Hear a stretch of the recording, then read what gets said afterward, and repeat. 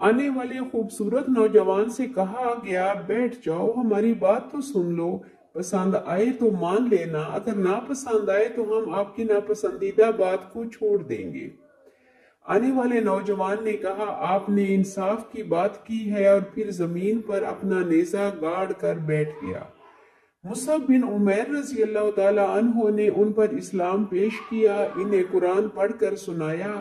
قرآن سنتے ہی ان کے چہرے کی چمک اور نرمی سے دیکھنے والوں کو محسوس ہوا کہ یہ اسلام قبول کر لیں گے۔ ایسا ہی ہوا۔ وہاں بیٹھے ہوئے اشخاص سے اس نوجوان نے پوچھا جب تم مسلمان ہو کر اس دین میں داخل ہوتے ہو تو کیا کرتے ہو؟ جواب میں کہا گیا غسل کر کے پاک ہو جاؤ، اپنے کپڑے پاک کر لو اور کلمہ شہادت پڑھ لو۔ انہوں نے ایسا ہی کیا۔ یہ حسین و جمیل اونچے قد و قامت والا نوجوان سعد بن معاذ تھا۔ اس وقت ان کی عمر 30 سال تھی۔ ظاہری حسن کے ساتھ اللہ جل شانہ نے انہیں دنیاوی عزت اور وقار بھی عطا فرمایا تھا۔ قبیلہ اوس کی ایک شاخ بنی عبد الاشہل سے تھے۔ رسول اللہ صلی اللہ علیہ وسلم کے مدینہ طیبہ میں تشریف لانے سے پہلے ہی مصعب بن عمیر رضی اللہ تعالی عنہ کے ہاتھ پر اسلام قبول کر چکے تھے۔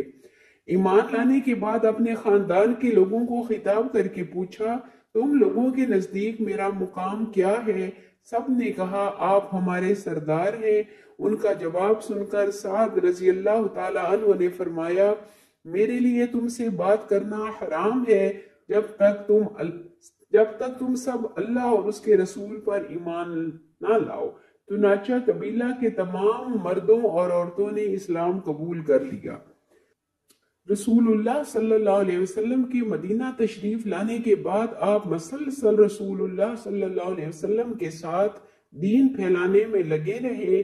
جس قدر رسول اللہ صلی اللہ علیہ وسلم کی نصرت اور حمایت کر سکتے تھے کی۔ غزوہ بدر میں جھنڈا اٹھایا، غزوہ احد میں ثابت قدم رہے، غزوہ خندق میں ایک مشرک کے تیر سے ہاتھ کی رگ کٹ گئی، لگاتار خون بہتا رہا، بالآخر اسی میں انتقال ہو گیا۔ یہ پرکشش نوجوان جو اپنی قوم کا سردار تھا 36 سال کی عمر میں اس فانی دنیا سے رخصت ہوا۔ ایمان کی حالت میں انہیں صرف 6 سال ملے۔ ان 6 سالوں میں انہوں نے کیا اعمال کیے کہ جیسے ہی جان نکلی رحمان کا عرش بھی خوشی سے جھوم اٹھا۔ ان کی وفات پر رسول اللہ صلی اللہ علیہ وسلم نے فرمایا اللہ تم کو بہترین جزا دے، تم نے اللہ سے جو وعدے کیے تھے سب پورے کر کے دکھائے، اب یقیناً اللہ بھی تم سے کیے ہوئے وعدے پورے فرمائے گا۔ پھر آپ صلی اللہ علیہ وسلم نے فرمایا سعد اللہ کا ایک نیک بندہ تھا جس کی آمد کی خوشی میں عرش الہی جھوم اٹھا۔ ان کی روح کے استقبال کے لیے آسمان کے دروازے کھول دیے گئے۔ ان کے جنازے میں شرکت کرنے کے لیے 70,000 فرشتے آسمان سے زمین پر اترے جو پہلے کبھی زمین پر نہیں اترے تھے۔